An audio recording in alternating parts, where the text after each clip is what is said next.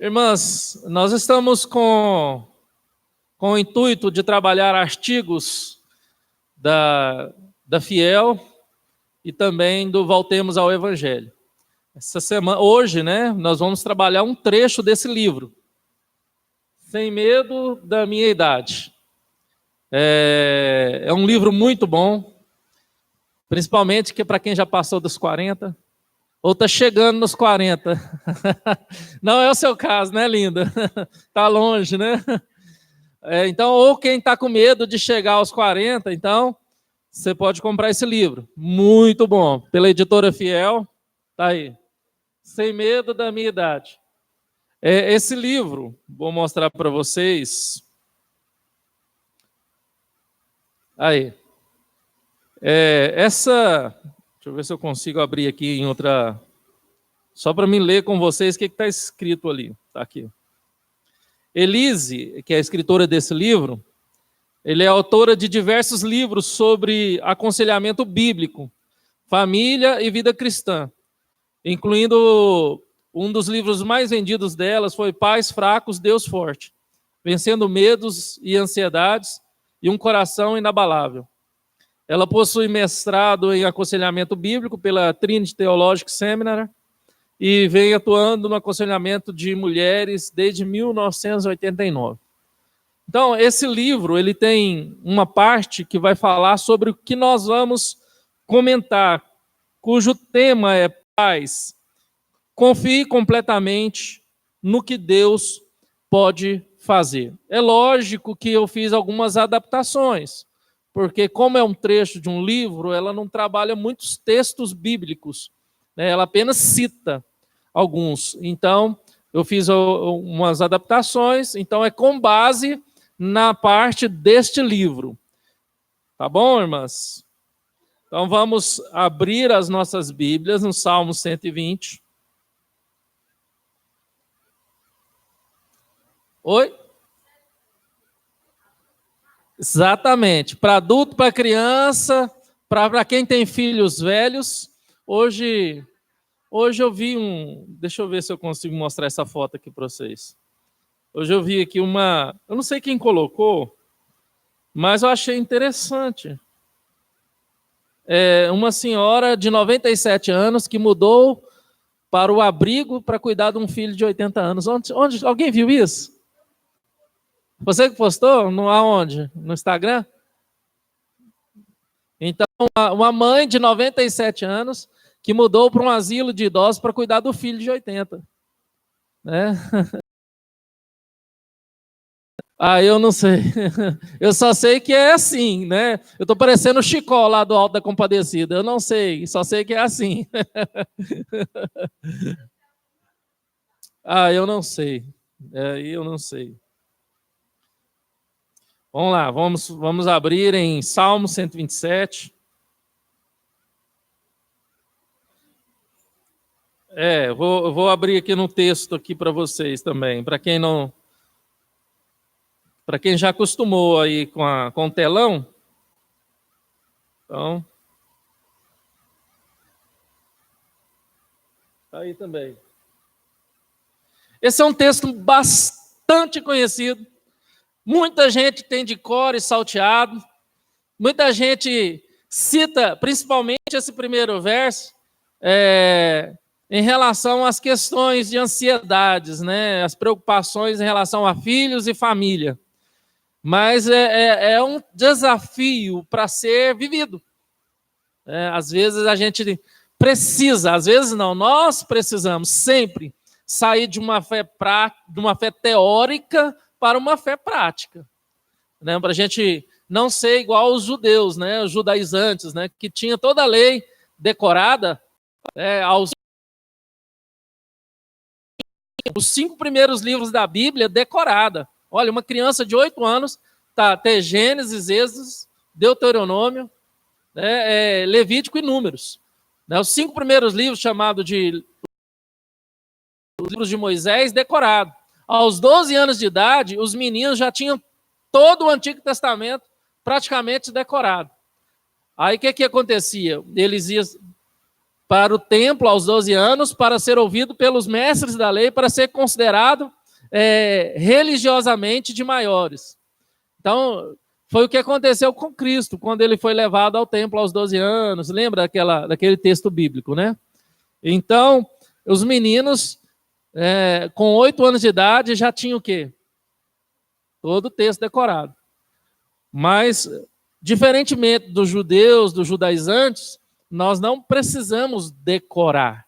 A gente decora de tanto ler, de tanto ouvir, né? A gente decora, mas a gente precisa praticar, viver esse texto. Mas vamos ler. Acompanhe aí.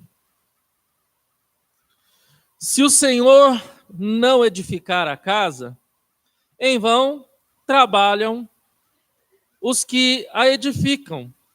Se o Senhor não guardar a cidade, em vão vigia a sentinela. Inútil vos será levantar de madrugada, repousar tarde, comer o pão que penosamente granjeastes. Aos seus amados ele dá enquanto dormem. Herança do Senhor são os filhos, o fruto do ventre, seu galardão. Como flechas na mão do guerreiro, assim os filhos da mocidade. Feliz o homem que enche deles a sua aljava. Não será envergonhado quando pleitear com os inimigos à sua porta. Irmãos, é um texto que está falando claramente aqui de família. É um texto que está falando claramente de uma casa e de questão de filhos. E das preocupações em relações à vida familiar, ao sustento de uma casa, à criação de filhos, a preocupação com as coisas externas que podem afetar a nossa casa, podem afetar a nossa família e podem afetar os nossos filhos. Não somente quando eles são pequenos, não somente quando eles são adolescentes, que precisam de mais atenção, não somente quando eles estão já na fase buscando a estabelecer na vida, a firmar a sua tenda, estabelecer as suas estacas para ter uma independência financeira, não somente quando eles estão na fase adulta.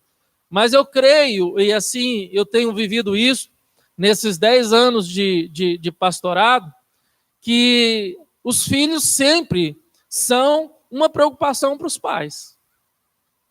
Sempre são. Eu creio que a fase menos preocupante é a fase da infância.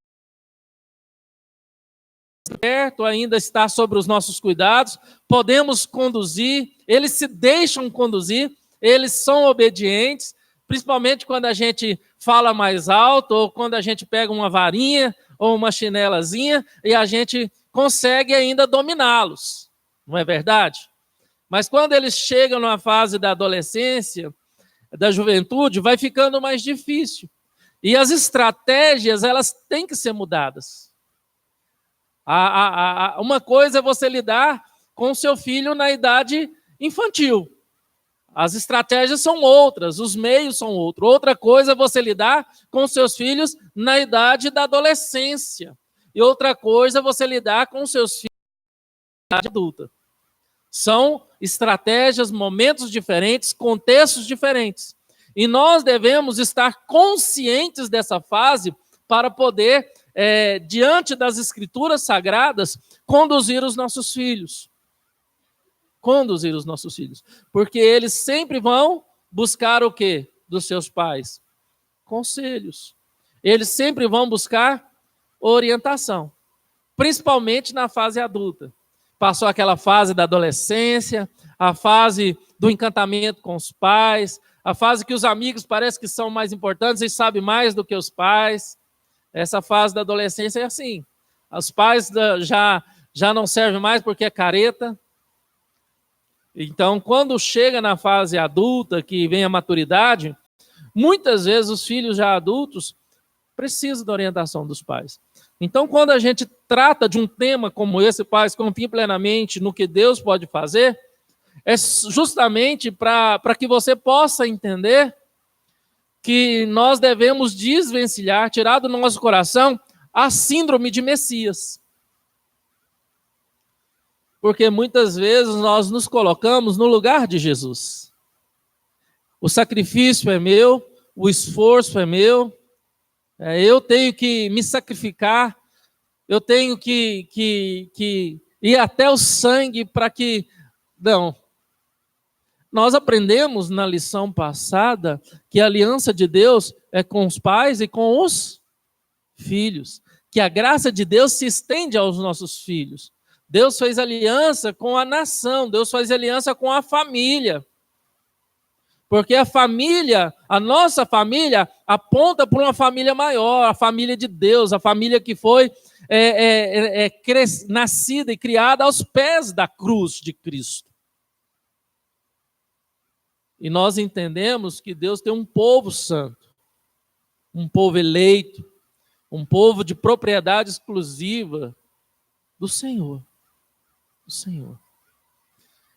Ao olhar, então, para esse texto, para o Salmo 127, bem rapidamente, para a gente passar para os outros textos, o primeiro versículo deixa bem claro que é o Senhor quem cuida. Olha, podemos fazer aquilo que vem à nossa mão para ser feito. E a Bíblia deixa bem claro, tudo que tiver à mão para fazer, você faça conforme as vossas forças. O que esse texto vem me falar e que esse texto vem te dizer? Que você tem seu limite. Você tem seu limite físico, você tem seu limite psicológico, emocional, você tem o seu limite financeiro, e o que você tem que fazer até esse limite. Porque o que passar desse limite, você está se colocando aonde? No lugar de Deus. É por isso que muita gente, ao extrapolar os limites, se vê em complicações, sejam elas emocionais, financeiras, físicas, na saúde. Deus, mas eu fiz o meu melhor. Eu fiz o meu melhor. Não, você fez o seu melhor, mas ultrapassando um limite que Deus impôs para você. Impôs para você. Eu sempre falo, porque é de experiência própria minha, e os irmãos sabem disso, porque as experiências que a gente passa na vida, as lutas, as adversidades, as doenças, elas nos ajudam a amadurecer e a viver na prática o que a palavra de Deus diz. Porque se você não quer viver pela fé, não, eu creio que essa é a palavra de Deus, eu vou viver pela fé. Então Deus vai fazer com que a sua fé amadureça, você vivendo na prática. Porque essa é a questão bíblica sobre os sofrimentos e as dificuldades. Na qual eu falo para a igreja, já falei, que naquela vez que a Cássia, que os médicos veio falar para mim assim, olha, não podemos fazer mais nada pela Cássia. Eu me senti impotente, porque até aquele momento, eu passei dos meus limites em todas as situações. Em todas as situações, para que ela tivesse o melhor tratamento para que ela fosse curada. E quando os médicos falaram para mim que não podia fazer mais nada, eu me senti impotente. E agora? Agora está na mão de Deus. É necessário a gente chegar num limite tão esgotante e tão frustrante para a gente entender que as nossas vidas, a nossa casa, a nossa família está na mão de Deus.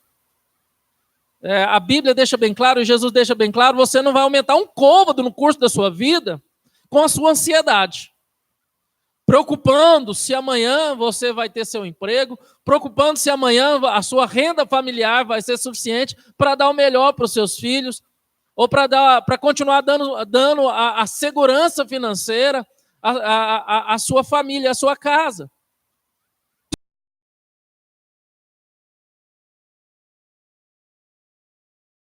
Se o senhor não estiver dentro do seu lar, de fato, em vão você vai acordar, vai levantar de madrugada, em vão você vai dormir tarde, porque você não entendeu nada. Porque a partir do momento que você entregou a sua casa, a sua família, você foi encontrado por Cristo, você agora Faz o que você tem que fazer. Tudo que tiver à mão para fazer, você vai fazer conforme as suas forças. O resto é com Deus. Você vai fugir dos extremos. O extremo de um lado é o quê? Da folga, né? Não, eu estou folgado, então eu vou só descansar e Deus vai fazer por mim. E você vai fugir do outro extremo. Não, eu vou fazer e Deus vai me abençoar. Não. Você vai buscar um ponto de equilíbrio. Você nem vai ter uma, né? Vai ser um folgado, um preguiçoso, que tem que ter com formiga, né? E nem vai ser também um ansioso, um preocupado que falta a fé em saber que Deus cuida de você, Deus tem cuidado de você. É viver de fato essa fé prática. É viver de fato essa fé prática. E aí, entrando no texto, e eu já falei sobre isso, inútil vos será levantar de madrugada, repousar tarde, comer o pão penosamente grandeaste, porque aos seus amados ele dá enquanto dorme. Né? O que é isso? É ter um coração descansado em Deus. É trabalhar tendo um coração de que Deus está abençoando o seu trabalho. É viver a sua vida a cada dia, a cada momento, na proporção que Deus tem dado, sem preocupar com o amanhã, sabendo que Deus está proporcionando para você tudo aquilo que você precisa. Tendo um coração descansado. Tendo um coração descansado em Deus. E aí vai. Herança do Senhor são os filhos. Fruto do ventre, seu galardão. Fruto do ventre, seu galardão. Herança do Senhor. Irmãos, isso não dá, de novo, uma despreocupação. Os meus filhos é herança minha? Os meus filhos são para mim? Os meus filhos eu tenho que estar ali guardando debaixo das minhas asas o tempo todo? Não, os meus filhos são herança do Senhor. Os meus filhos é do Senhor e para o Senhor. E o que eu tenho que fazer? O que eu tenho que fazer então? Orar. E a gente falou 7 motivos pela qual nós devemos orar pelos nossos filhos semana passada. Alguém quer citar aí os 7? Anotaram? Não acredito. Alguém anotou aí os 7 motivos? Alguém anotou? Não anotaram? 7 motivos pelos quais devemos orar pelos nossos filhos. Acharam as anotações?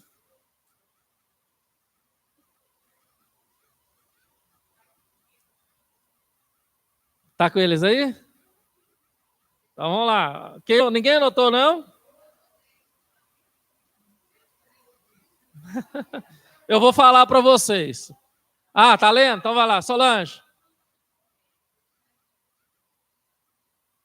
Primeiro motivo.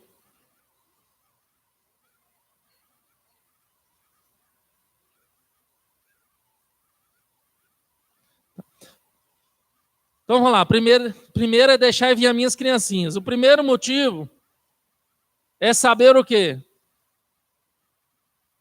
Jesus chama os nossos filhos.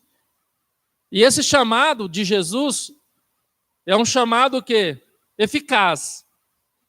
Jesus chamou os seus filhos. Esse chamado é eficaz. Então, o primeiro motivo, nós temos que orar para que os nossos filhos estejam com os ouvidos bem abertos à voz de Cristo. E que que Deus possa o quê? Ensurdecer os nossos filhos para a voz do mundo. Então, a primeira oração, Deus, ensurdece os ouvidos dos meus filhos para o mundo e abre os ouvidos dos meus filhos para a voz do Senhor. Em qual idade? Em todas as idades. Porque a Bíblia diz lá em Efésios 2 que o quê? Nós temos 3 inimigos. Quais são os inimigos nossos? O diabo, o mundo e a nossa própria carne. E que o diabo vai usar o quê? O mundo e a carne, porque ele é tentador por excelência. Então nós devemos orar para que os nossos filhos, né, fiquem surdos para o mundo, mas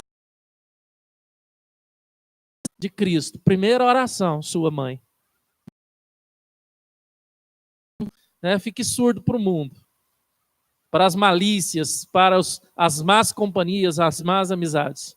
Essa semana eu estava conversando com, eu não sei com quem, mas falando sobre a população de moradores de rua em São Paulo. A maior população de moradores de rua em São Paulo, do mundo, é em São Paulo. Mais de 1 milhão de moradores de ruas. E existe médicos que estão morando na rua, que entraram no caminho das drogas, engenheiros, músicos, artistas, que largaram as suas famílias, filhos que largaram suas mães, suas famílias, entraram na droga e estão morando na rua. Numa vida deplorável, degradável.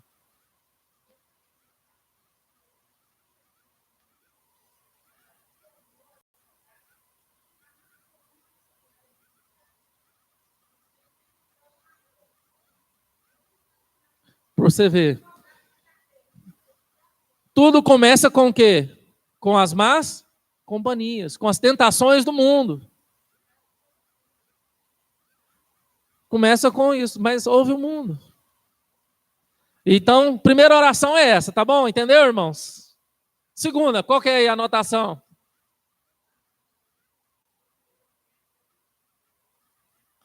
Orar para que a fé dos nossos filhos não seja uma fé nominal, mas uma fé prática e verdadeira. Senhor, cega o meu filho para a religiosidade vazia. Que ele não venha ser apenas um religioso, mas que ele venha ser um crente no Senhor. Alguém que viva a fé em espírito e em verdade. Porque o que mais o mundo está cheio são de quê? De pessoas religiosas. Esse tempo atrás assisti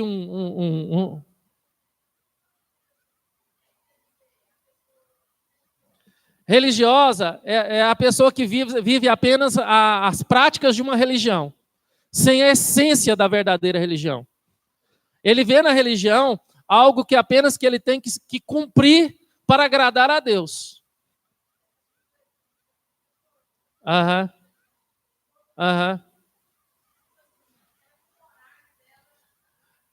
Olha que eu vou citar um exemplo. Eu vou citar um exemplo que eu vi prático, que é de fatos reais.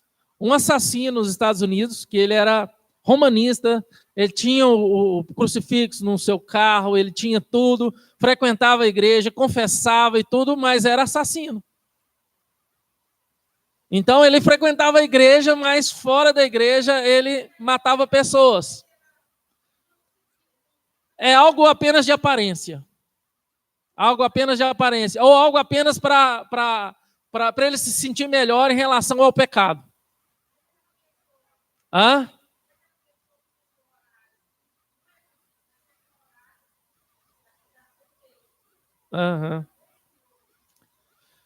Minha irmã, tudo aquilo que essência é apenas aparência é religiosidade.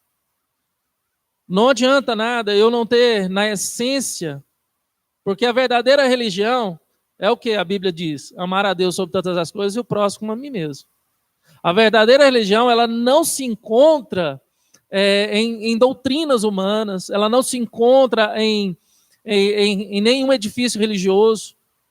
Que tudo isso sirva, né, que a religião, que essa religiosidade aí fora sirva para aproximar o homem de Deus, e não ao contrário.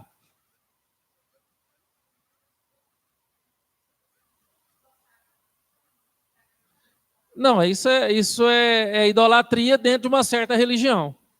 Tá? O que eu quero dizer em relação à segunda coisa que nós devemos orar pelos nossos filhos é exatamente essa: para que os nossos filhos venham ter uma fé prática, viver uma fé em essência e não em aparência, para que eles venham ser homens e mulheres de Deus, que ama a Deus de todo o coração, que ama o próximo como a si mesmo. Você entendeu? Para que não venha ter uma fé nominal. Eu não sei se vocês perceberam, na penúltima pesquisa do censo em relação às religiões, o catolicismo diminuiu para cá, e o evangelicalismo aumentou, o evangelho. Mas se você vê, naquela época de 1990, existia muito católico nominal. Não, eu sou católico, mas minha mãe que frequenta, meu pai que frequenta. Hoje existe muito católico nominal, mas também existe muito evangélico nominal.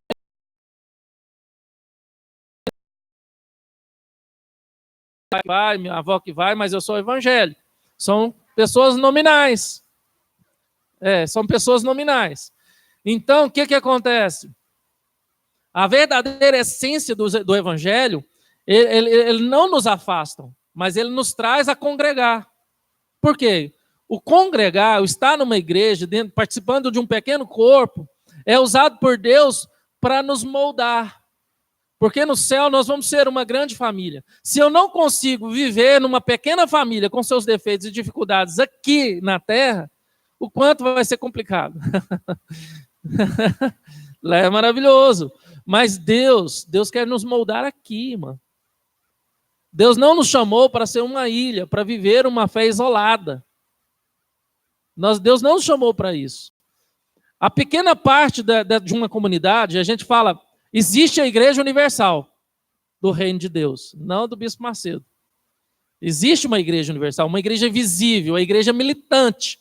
É uma igreja formada de todos os crentes, de povos, tribos, línguas e nações, em todo mundo. Essa igreja reúne todo mundo num lugar só. A igreja de Cristo hoje reúne todo mundo num lugar só. Não, ela reúne em pequenas porções em certas localidades. E a quarta igreja é uma pequena porção em uma certa localidade. E aqui, essa pequena porção em uma certa localidade vai nos dar a experiência, é isso que a Bíblia nos mostra, de viver também um pouco do céu aqui na terra, através da irmandade, do corpo de Cristo. Você entendeu? Mas muita gente consegue viver um pouquinho do céu aqui na terra, através do congregar, da irmandade, em pequenas porções. A ideia é que no amadurecimento de uma pequena comunidade como essa, vivendo os seus conflitos, e os seus dilemas, o seu sofrimento, é que a gente amadureça junto, para que ao invés de um brigar com o outro, como crianças num berçário, a gente possa amadurecer e um ajudar o outro, como pessoas já amadurecidas. A questão da essência do evangelho é essa. A essência do evangelho é essa. Entendeu? Por isso que a Bíblia fala que primeiramente os da família da fé. Porque se eu não consigo viver com meus irmãos que fazem parte de um pequeno grupo, de uma localidade, eu não vou conseguir viver dentro de uma grande irmandade. Se eu consigo ajudar alguém dentro da minha comunidade local, em amor, se eu sei que alguém dentro da minha comunidade local está precisando de alguma coisa, se eu não consigo ajudar, como que eu vou olhar lá para fora, irmãos? É por isso que a Bíblia fala que um pastor que não cuida, de um líder que não cuida da sua própria casa, não dá conta de cuidar da igreja. É por isso que Jesus falou para os seus discípulos, Jerusalém, Samaria e até os confins da terra. Não adianta eu olhar para os confins da terra se em Jerusalém está tudo bagunçado. Não adianta eu olhar para outras coisas se aqui dentro está precisando de mim. Não adianta eu ter direcionar meus bens, meus talentos, meus dons fora da localidade na qual eu estou inserida, se aqui está precisando de mim.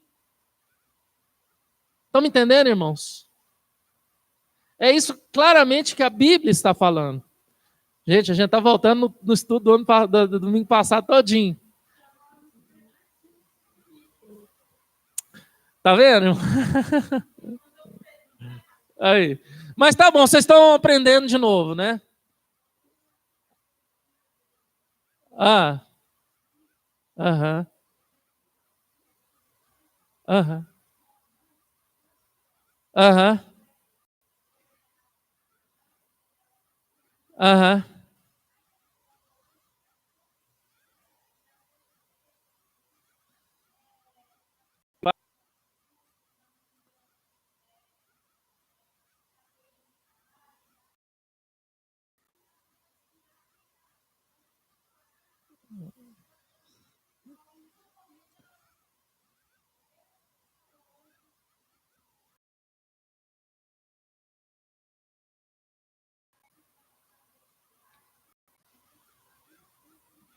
Uhum.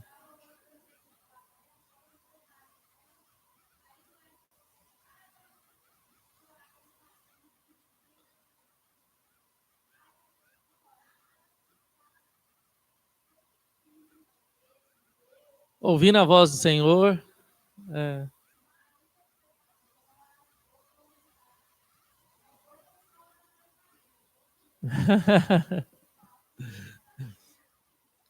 Exatamente.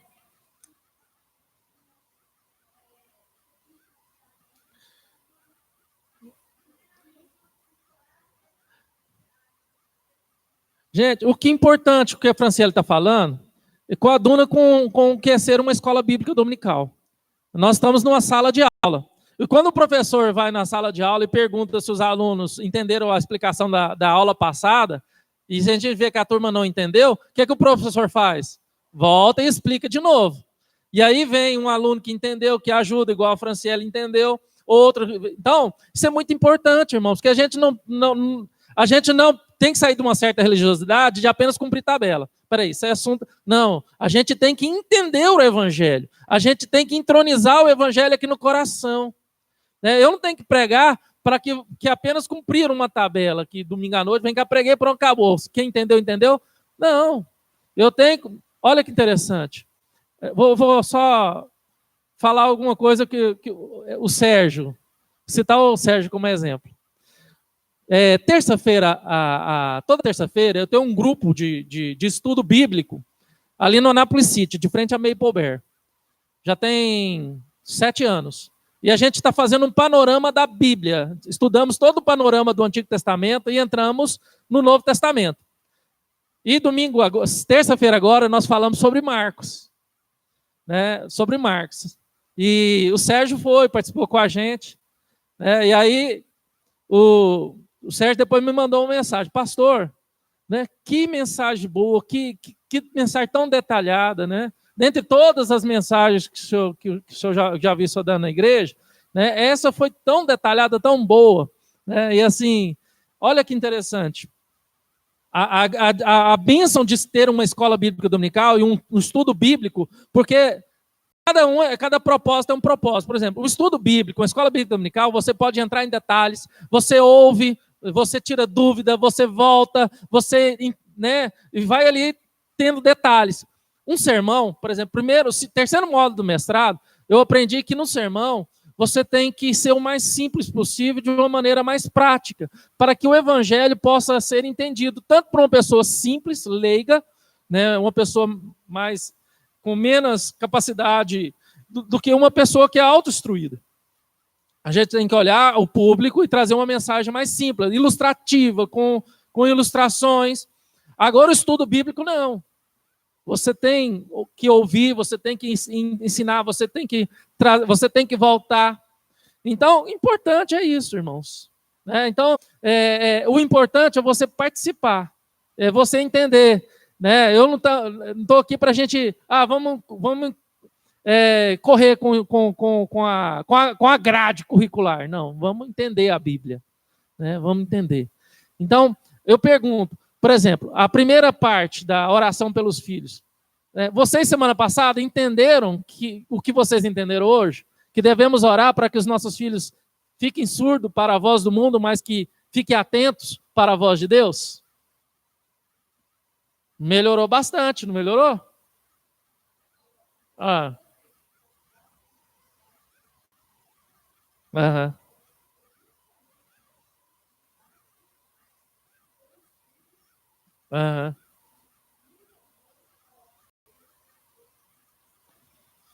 Amém. Olha que motivo muito sóbrio, né? Esse segundo motivo aqui que a gente está trabalhando, né? Que fala sobre, né? Que os nossos filhos respondam ao chamado eficaz. Que nossos filhos respondam, estejam atentos a esse chamado de Jesus Cristo. Né? Essa responsabilidade humana diante do próximo. Esse propósito de fazer parte de uma família, de ter uma fé prática, viva. Uma fé prática, que coisa gostosa, né? A gente tem vivido, né, nas nossas visitas de meio de semana, orando. Gente, que maravilha você poder experimentar isso continuamente. Pode falar, Nadir.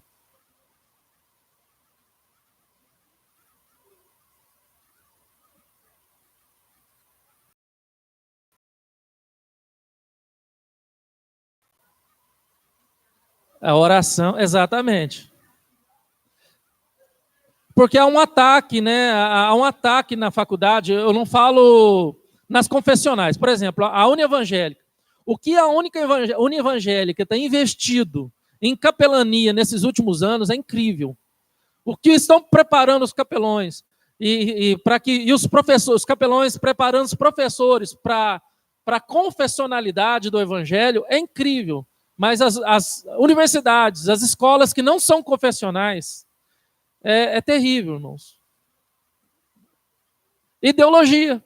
Se não é ideologia de gênero, é ideologia política. Se não é ideologia de gênero política, é ideologia filosófica. É o ateísmo. Né? Eu não vou falar de escola, mas a Ana Luísa estudou numa escola aqui em Anápolis que bagunçou a cabeça dela. Se eu não fosse filha de pastor, para mim estar conversando com ela, ela teria virado uma ateia. Então, assim, é complicado, irmãos. Porque alguns professores têm bagunçado a cabeça dos nossos adolescentes. Então, nós temos que orar mesmo para que Deus ensurdeça os ouvidos dos nossos filhos para essas ideologias mundanas, pagãs. Temos que orar mesmo. Relativista, tudo é relativo, a verdade é relativa. Né? Não existe mentira mais. Né? É a minha verdade.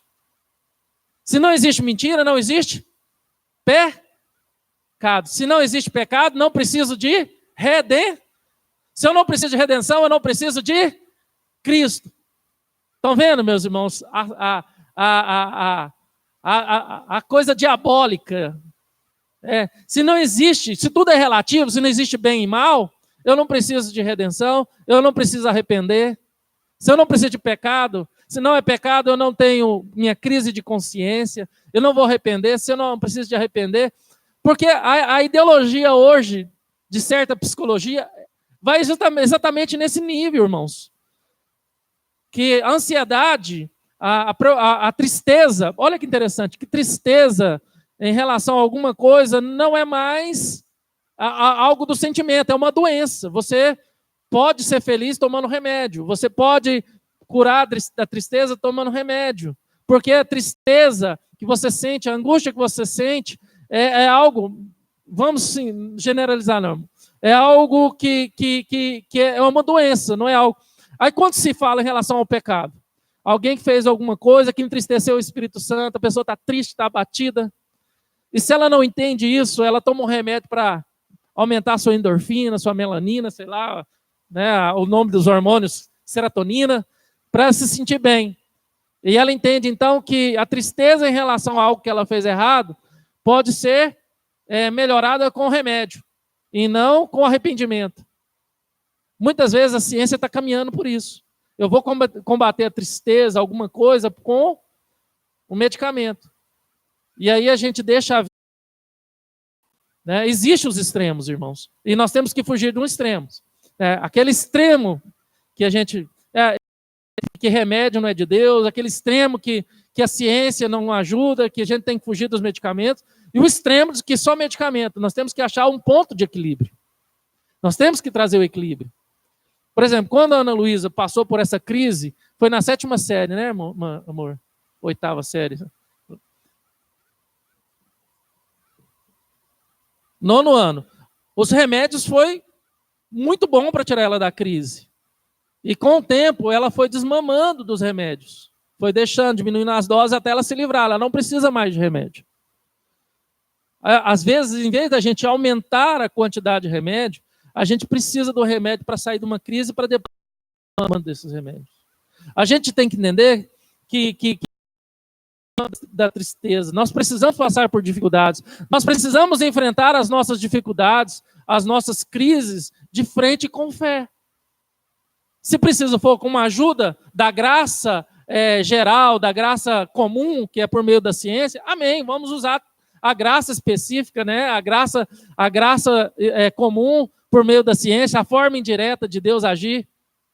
Mas se a forma indireta de Deus agir, se essa forma de Deus agir por meio da graça da ciência não der certo, aí tem que ser na mesma situação minha da casa. E quando os médicos falaram, não podemos fazer mais nada, sua mulher está entregue a Deus e já está liberada para os familiares virem despedir dela.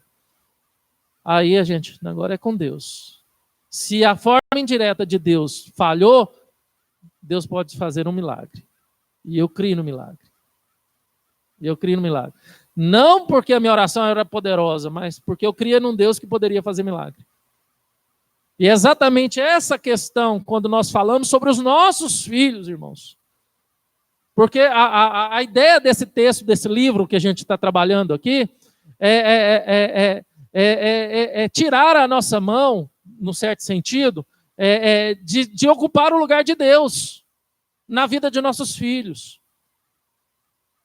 De ser super protetores e de ter a síndrome do Messias. Não, o sacrifício é meu como mãe, o sacrifício é meu como pai. Não, Jesus já morreu pelo meu filho na cruz. Eu tenho que descansar na fé que ele me deu, saber que meu filho vai ser um homem de Deus, uma mulher de Deus, vai ser uma bênção nas mãos de Deus. Mas em vez de agir como Deus, eu agora vou orar. Vou orar. Estão me entendendo, irmãos? Estão me entendendo, irmã? E a terceira, que a gente, só para lembrando, né, gente? E a terceira oração pela qual eu devo orar pelos meus filhos? Semana que vem a gente volta para esse texto aqui.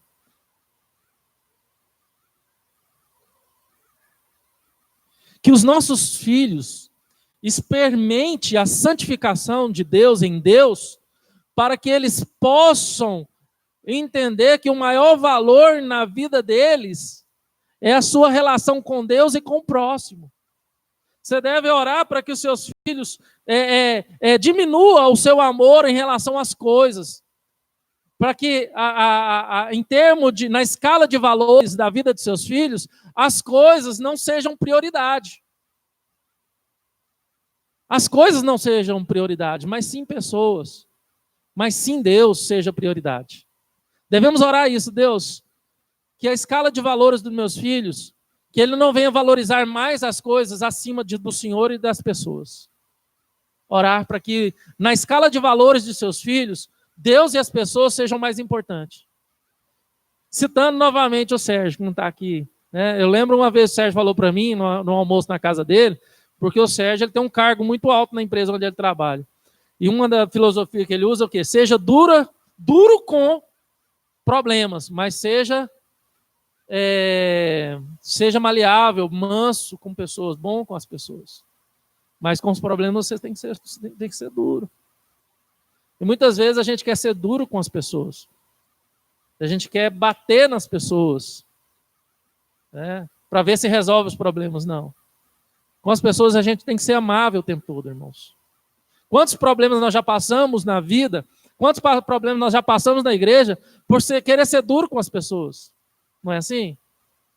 Principalmente pegando em cima da falha dele, do defeito dele, da dificuldade dele.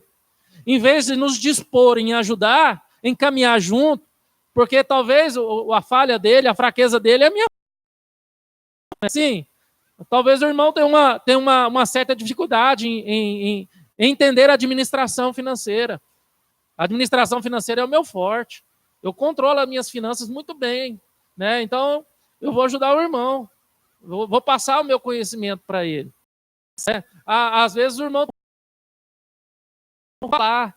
Às vezes o irmão tem alguma dificuldade que você é seu forte, que você pode chegar e ajudar esse irmão. Não é assim? É colocar de fato as pessoas em primeiro lugar. É colocar de fato, saber que no critério de relação, no critério de avaliação, as pessoas são mais importantes do que coisas. O quarto. Que ele não se una de modo desigual. É o jugo desigual. Orar para que os nossos filhos achem, né, pessoas boas. para que nossos filhos não entrem em julgo desigual, para que Deus coloque pessoas que professam o mesmo amor, professam a mesma fé. Devemos orar por isso. Devemos orar por isso. Deus, afaste as pessoas que vai ser treva na vida dos meus filhos. Afaste as pessoas que vão ser maldição na vida dos meus filhos. Afaste as pessoas que vão tentar levar meus filhos para o mau caminho, com influências negativas, com influências relativistas, seculares, pagãs. Coloque sempre pessoas boas, pessoas verdadeiras, pessoas de fé na vida dos meus filhos. É isso. Vou falar, irmãos.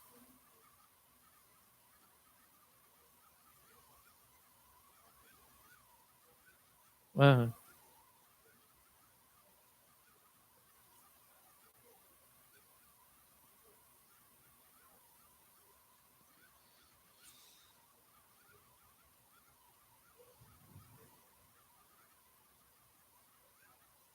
Uhum. Uhum. Essa ideia desse versículo coaduna justamente com essas questões que nós estamos falando. Uhum. Exatamente. Uhum. Uhum. Uhum. Uhum.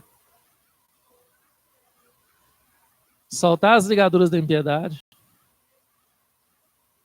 Uhum. Vocês lembram que semana passada eu terminei aplicando com a oração do Pai Nosso? A oração que Jesus nos ensinou? Não para ser repetida, mas para ser entendida? Vamos lá. No 6. Qual que é o sexto motivo?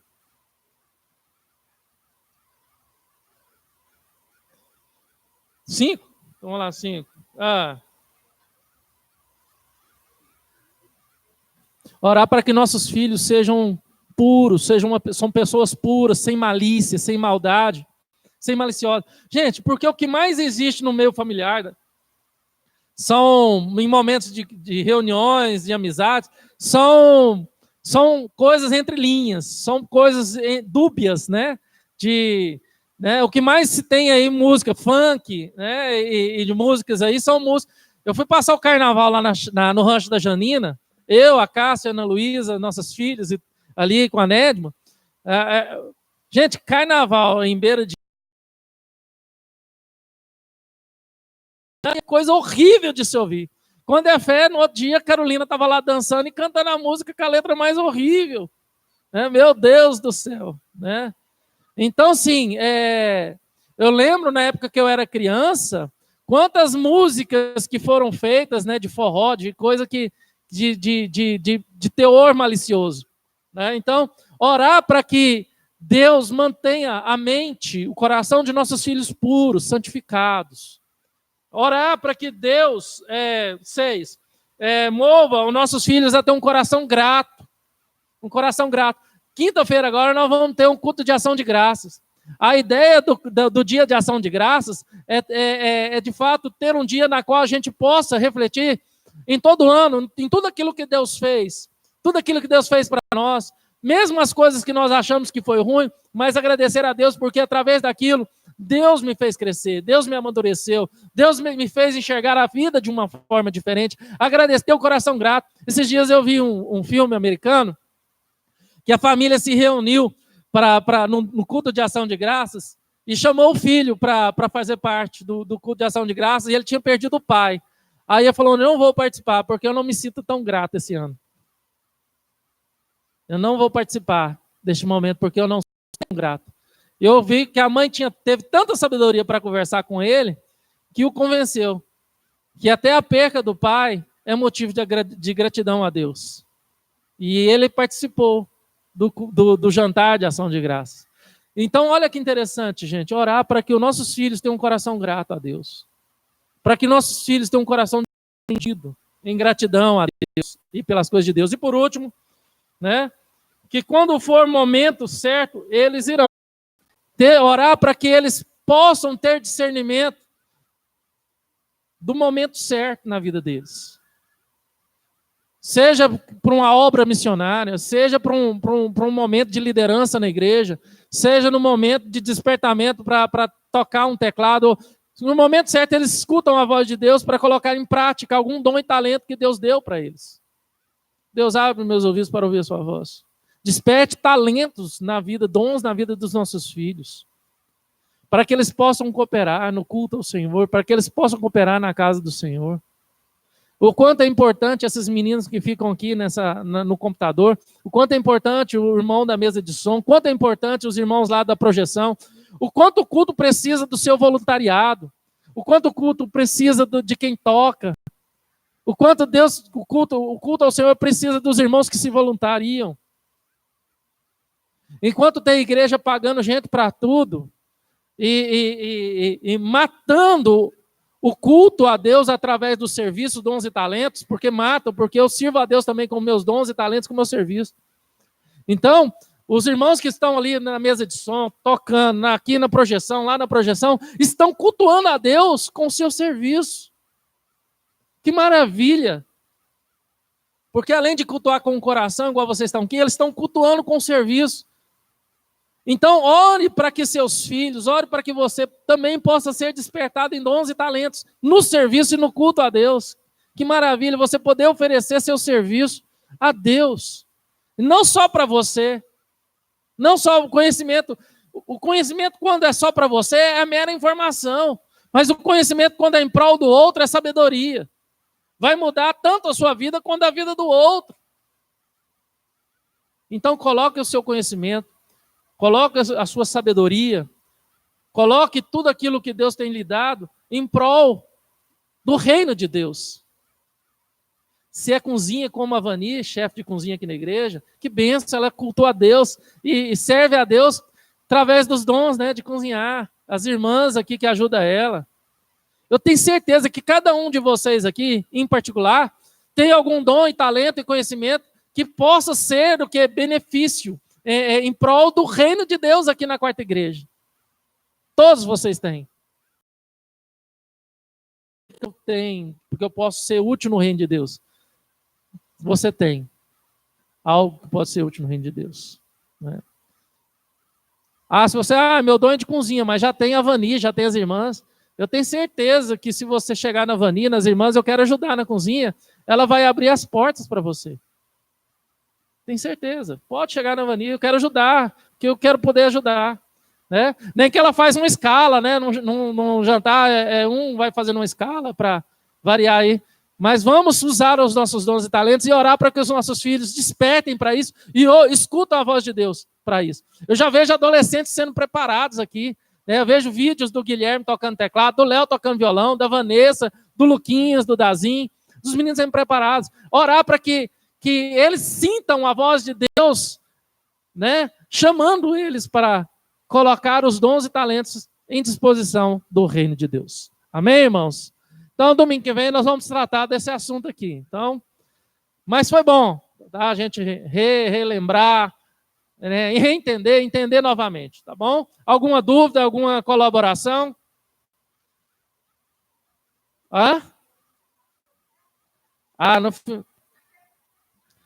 Concluindo, oração do Pai Nosso. Senhor, não me deixe cair em tentação, mas me livre do mal. A oração do Pai Nosso é Pai Nosso, não é Pai meu. Senhor, livra meus filhos de toda a tentação. Livra meus filhos de todo o mal, minha casa, minha família. Se você entender cada parte da oração do Pai Nosso, que coisa maravilhosa. Deus abençoe. Boa semana. Quem for vir à noite, tá? Estamos aí. Deus abençoe a todos.